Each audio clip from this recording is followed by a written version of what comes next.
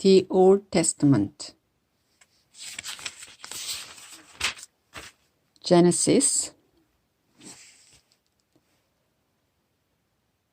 The name Genesis comes from a Greek word meaning beginning, and this is a book of beginnings because it talks about the beginning of the universe, the beginning of the human race, and the beginning of the people of Israel. The first part of Genesis, chapter 1 to 11, tells about creation and the human race up to the time of Abraham. Everything God created was good, but the first two human beings, Adam and Eve, disobeyed him and brought evil into the world. People became so sinful that God decided to send a flood to kill everyone except a man named Noah and his family. They built a large boat to save themselves and a few of each kind of animals and birds.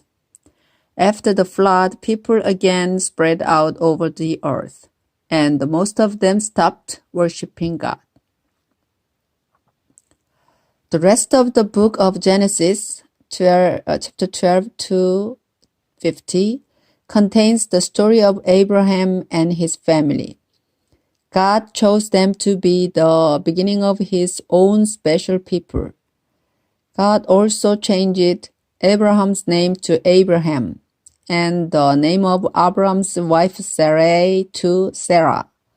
Abraham and his wife Sarah had no children, but God promised that they would have a child and that their descendants would someday have their own land and be a blessing for all nations. Abraham and Sarah moved to Canaan, the land that God had promised to give their descendants. Abraham and Sarah had a son, Isaac, when they were very old. Isaac later had two sons, Jacob and Esau. As the book concludes, Jacob's 12 sons and their families are living in Egypt. One of these brothers, Joseph, had become the governor of Egypt. But Joseph knew that God would someday keep his promise to his people. Before Joseph died, he told his brothers, "I won't live much longer, but God will take care of you and lead you out of Egypt to the land he promised Abraham, Isaac, and Jacob." Chapter 50, verse 24. The story of creation. Chapter 1. In the beginning, God created the heavens and the earth. The earth was barren with no form of life. It was under a roaring ocean, covered with darkness. But the Spirit of God was moving over the water. The first day, God said, "I command light to shine," and light started shining. God looked at the light and saw that it was good. He separated light from darkness and named the light day, and the darkness night. Evening came and then morning. That was the first day. The second day, God said, "I command a dome to separate the water above it from the water below it." And that's what happened. God made the dome and named it sky. Evening came and then morning. That was the second day. The third day, God said, "I command the water under the sky to come together in one place, so there will be dry ground." And that's what happened. God named the dry ground land, and he named the water sea. God looked at what he had done and saw that it was good. God said, "I command the earth to produce all kinds of plants, including fruit trees and grain." And that's what happened. The earth produced all kinds of vegetation.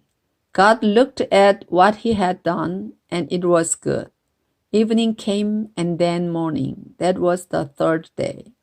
The fourth day, God said, I command lights to appear in the sky and to separate day from night and to show the time for seasons, special days, and years.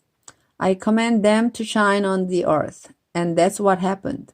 God made two powerful lights, the brighter one to rule the day and the other to rule the night. He also made the stars. Then God put these lights in the sky to shine on the earth, to rule day and night, and to separate light from darkness. God looked at what he had done, and it was good. Evening came and then morning. That was the first day. The fifth day, God said, I command the sea to be full of living creatures, and I command the birds to fly above the earth. So God made the giant sea monsters and all the living creatures that swim in the sea. He also made every kind of bird. God looked at what he had done, and it was good. Then he gave the living creatures his blessing. He told the sea creatures to live everywhere in the sea and the birds to live everywhere on earth. Evening came and then morning. That was the fifth day. The sixth day, God said, I command the earth to give life to all kinds of tame animals, wild animals, and reptiles. And that's what happened.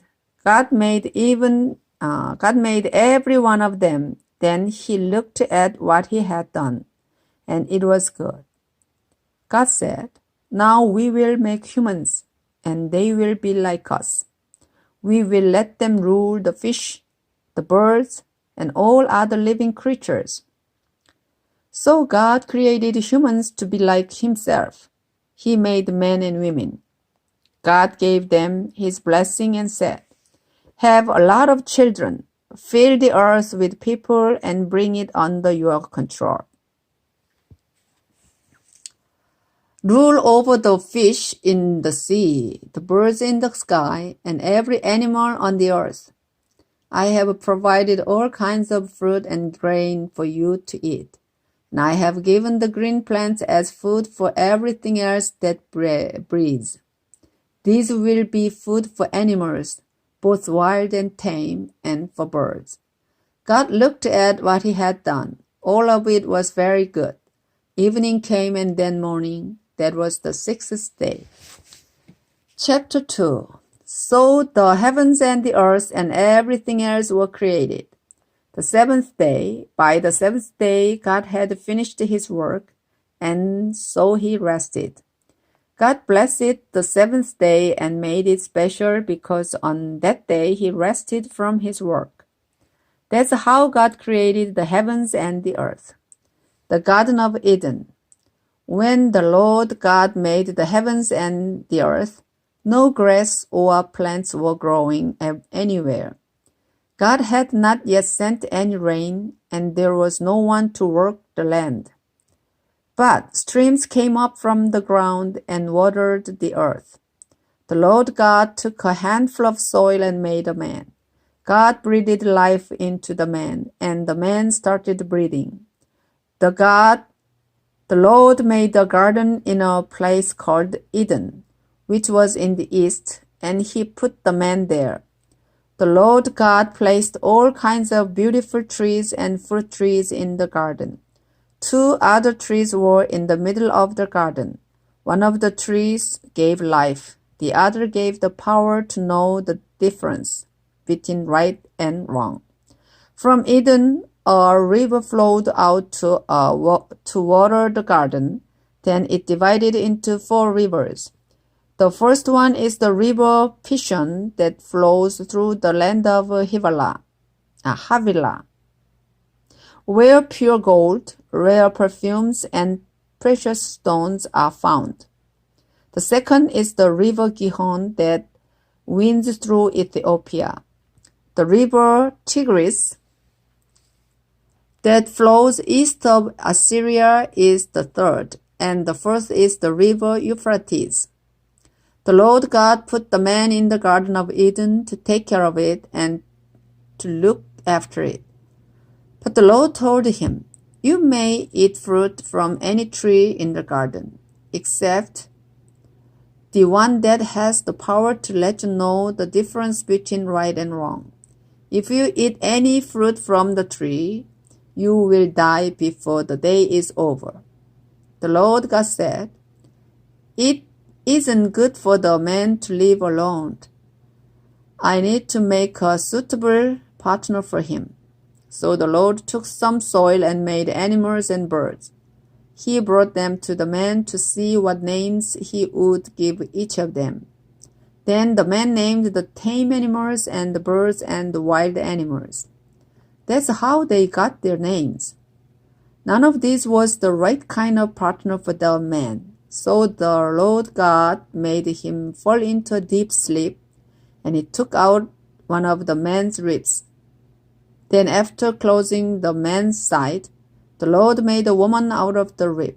The Lord God brought her to the man, and the man exclaimed, "Here is someone like me. She is part of my body, my own flesh and bones. She came from me, a man, so I will name her woman." That's why a man will leave his own father and mother. He marries a woman, and the two of them become like one person. Although the man and his wife were both naked, they were not ashamed. The first sin and the first murder. Chapter 3. The first sin. The snake was more cunning than any of the other wild animals that the Lord God had made. One day it came to the woman and asked, "Did God tell you not to eat fruit from any tree in the garden?" The woman answered, "God said we could eat fruit from any tree in the garden."